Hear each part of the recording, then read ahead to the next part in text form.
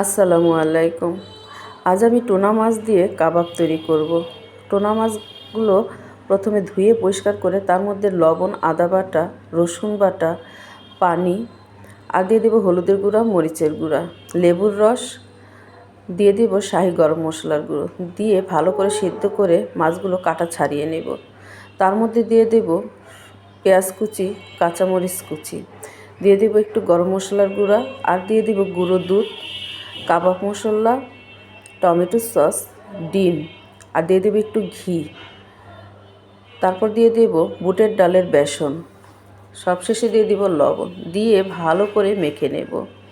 মাখানো হয়ে গেলে কাবাব শেপ করে নেব। এবার এগুলো ভেজে নেওয়ার পালা। কড়াইয়ে তেল গরম করে তার মধ্যে কাবাবগুলো ছেড়ে দেব। কাবাবগুলো ভাজার সময় চুলার হিট থাকবে লো টু মিডিয়াম হিটে। আস্তে আস্তে করে ব্রাউন কালার করে ভেজে নিতে হবে।